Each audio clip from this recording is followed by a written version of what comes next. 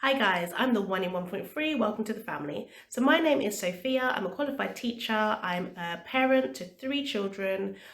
2 of them are currently at home and 1 of them is currently at university. 1 of them will be going off to college in September, so I only have 1 more at home in September. But I don't feel sad about it. I actually feel quite happy and I feel like I'm on a real journey.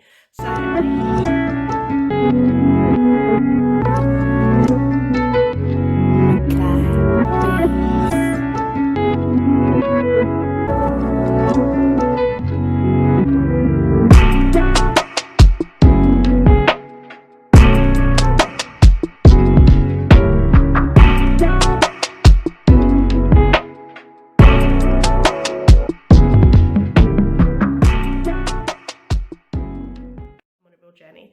So lately I've been doing a few videos based on helping you to homeschool your child. I've done one video for help me homeschool my year 1 child and another one on help me homeschool my year 2 child, and today's video is going to be help me homeschool my year 3 child. So before I start these videos, I just want to say, please just take it with a pinch of salt. Even if I'm talking about a child at an average level or a child that's working lower than the average age or higher than the average age, I'm just doing what the national curriculum does, basically. So if your child is working at a different stage of development or that is not quite there yet, don't worry about it, especially if you're home educating. You have a lot more time to work on it. But these videos are really for the parent who might decide to put their child back in school at a later. As I've had a few people that have spoken to me about home educating their children and then thinking it was a great idea, then they start it off for a little bit and then they find out that it's not such a good idea and they send their child back to school. But I feel as though if you do it that way, you might give your child a disservice because you're sending them back to the bus that's already gone down the road and you're chasing after this bus with your child trying to catch up with the bus. And that's what it can feel like if you've home educated your child for a very short period of time, or maybe long enough to have an effect, but you haven't really focused on the national curriculum and maybe did different things. It does happen sometimes in different situations where your child, there could be like a medical issue or different things going on. Sometimes you just have to do that. But the point is, national curriculum is quite rigid in how it's structured and how it works. So if you're putting your child back in school, it's important that you kind of keep up with what's going on. Other reasons for doing these videos is just to help you have an affordable way of homeschooling your child based on national curriculum objectives. Lots of the resources that we use for the national curriculum is free and available online. You might find that you have a child who's at the year 3 age, but they're working at higher than what I'm showing you in these videos. You might find that you have a child who's at the year 3 age, but they're working at an ability a bit lower than what I'm showing in this video. But this is just a guide over here. You can kind of go up and down and backtrack with different videos to see where your child is working at and to develop something that's comfortable for you and your family. Okay, so straight into the video.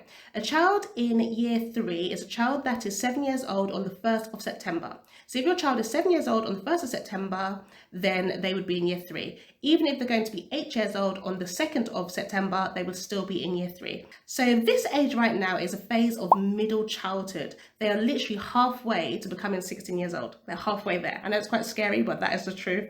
They're halfway there. So you have to really think about the changes and the development of the child at this age. So the year 3 child is very interesting. They're very funny. You may notice that when they're speaking, they're not really using baby language anymore. They're using quite a sophisticated vocabulary. I remember my son at this age, Tiago, at age 7. This is when he kind of was like when we really got into the heart of our home education journey. And he loved spending time with me. He loved the dependence of being with me, but he also missed his friends. Whenever we drove past the school, he'd always be asking me, I wonder what my teacher's doing, I wonder what my friends are doing. But yet he was torn between going to school and wanted to be home with me. So they love being with the parent. They can't really see you yet. They can't really see you for who you really are, and they look to you and they're so impressionable. And that's still the same with a child in year 3.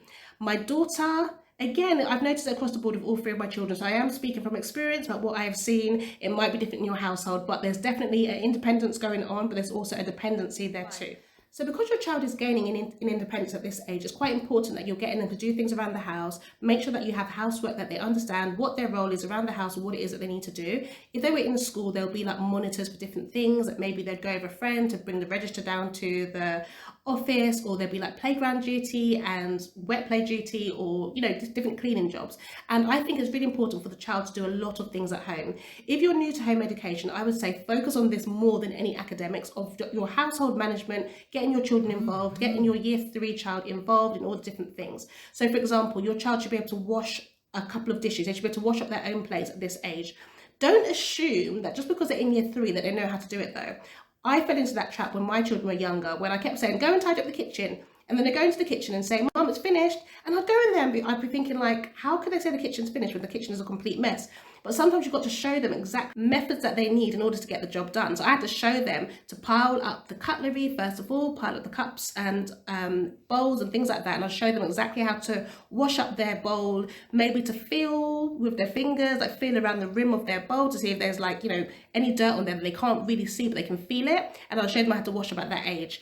Some people don't let the children wash up at that age, but I believe that, we all live in the same house together, so we do a lot of this work together. Dressing themselves is still important. They should know how to dress themselves at this stage, like putting on their socks. If your child can't do their laces, don't feel any shame in that, but teach them. That's the whole point. Show them how to do their laces, even if they haven't learned it when they were younger and they're still learning it now. Show them how to do their laces, show them how to do their ties. All the things that you want them to do, you've got to show them and think of it as a teaching point for your child. So don't stop doing that. Also, because your child still wants to spend time with you, you can do lots of the housework and gardening together with your child. They'll really like it. In year 3, even though it's quite young, it's still quite early, you may notice that some children at this age do have a bit of body odour. So you've got to show them about keeping themselves clean and washing underneath their arms. You've got to show them about brushing their teeth. Supervise still to make sure they're doing it in the right way. But you really need to be aware that there's these things that could surprise you because you've thought of them as babies for so long, not really babies, but they're your young child for so long. When they get to like this sort of age, 7, more towards the 8-year-old level, there are things that you need to be aware of. Oh, also their teeth as well, but their teeth are probably quite wobbly at this stage as well. It might be falling out a lot more at this stage. Make sure that you're getting their eyes tested. Make sure that they're going to the doctors regularly just to check on different things. You might want to check on, what's the other one? Eye hearing as well, get the hearing tested. Just make sure that you've got all those things covered so it's out the way. In school, you'd have letters that the school nurse is coming in to see the child. So because you're home educating them, it's just important that you keep up with those things at this age also. Even like puberty in girls, like the menstrual cycle. The youngest I've heard of is a child who started at 8 years old, so still be very aware of that. Just be aware that these things are there and just talking to them and looking out for things like this as well. As well as the hygiene and independence like that, you might want to be thinking about things like sports and activities you can do together as a family. Introducing them to games like Monopoly is quite nice at this age. Chess, draughts, all those things, dominoes, you can play those games with them. Puzzles, you can do puzzle pieces together. So these things are quite nice of having that special time together, but also getting their critical thinking going and their abstract thinking going also. Artwork, drawing pictures, painting, all of these things are really important. And you probably noticed that I spoke a lot more about behind the scene things first this time rather than just the academics of the child. And I do that because I feel as though when the child is younger, it's quite natural for you to know what sort of things to do with them. Well, it came natural for me. But when they get older, it's like you might feel as though you need a bit of guidance or a bit of a reminder of some things that you need to do with them. So just other things you can do with your child at this age would be teaching them how to ride the bike. If your child is still using stabilizers, you may want to remove the stabilizers at this stage and show them how to ride the bike and teach them how to balance and get that control going. You'll notice that when your child goes to the park, they might end up going more to the big side of the park where the big children go rather than the other section. They might have been doing this already, like I said, a bit younger, but it's just a few things to bear in mind. And character traits are really, really important at this age. At this point now, your child should be able to regulate their own emotions at this point. You should be teaching them lots of things about empathy and how to treat other people. If they don't like something, you'll probably notice now that your child is able to really hold back and still say thank you for that gift rather than saying, I don't like it. And if they are doing things like that around other people, it really is a time to really address those issues. The Bible talks about training up a child in the way they should go, and when they are old, they will not depart from it. But it does take work. You've got to show them by example and teach them and take them aside if there's any kind of character issues there and really go through it with them. It's better to get it sorted out now at this age than it is for them to get it sorted out later on in life. So make sure that you're dealing with that character. And if you need to put your curriculum away for a point to deal with character issues, deal with that first. It's so important for your home. It's important for other parts of society as well. And they need to know how to regulate that emotion really well. If your child has issue with regulating their emotion, then it might be time to see a doctor, talk to somebody in your family that might be a professional who works in these type of fields. But it is time to really address that. Talk to your pastor, get some prayer, and just deal with it. But you do need to deal with emotions at this age, even though you'll notice that they're happening less and less than they were when they were in year 1 and year 2. Look at the 10 commandments with your child. Your child should fully understand what the 10 commandments mean. Thou should not lie. That's a really important one. If your child is lying at this stage, it's not cute. You need to deal with that issue straight away and show them why it's not good for them to be lying. Make sure you've got clear boundaries within your household so that your child knows exactly what's expected of them, and then you can build, and it'll be easier as you progress through the childhood years into the adult phases. You still got about another halfway to go, so don't worry too much. Yeah, so there's lots of opportunity for collaborative play at this age. So getting them involved in team sports would be really good. Maybe they can get onto a football team, or they can do some gymnastics or swimming, things like this. Let's look at speaking and listening. At this age, 7 or 8, you should be able to have a lot more mature conversations with them, and you would notice that their language is a lot more sophisticated. Make sure that when you're speaking to your child at 7 or 8 years old, that you're speaking to them the right way. Don't dumb your voice down in any way. Speak to them really well. When you're reading books with your child, take out vocabulary words in those books that are quite a high level, higher than what they're probably used to. Discuss them with your child and help them start using those in their own sentences. The language that they use will be naturally quite complex at this stage. So if they can speak in complex sentences, then when it comes to their writing, they'll be able to write in complex sentences too.